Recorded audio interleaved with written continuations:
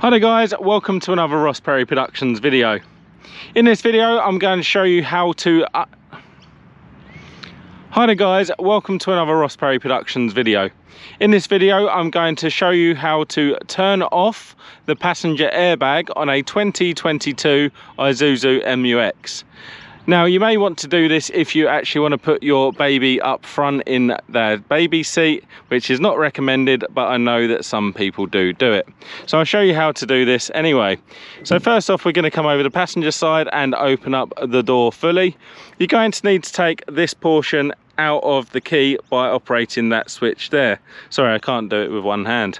So there we go. Once you got this part out of your key, which is actually the same key that can lock your glove box, like so, we're going to open up your glove box fully, and then just over the left hand side you will see this key switch here.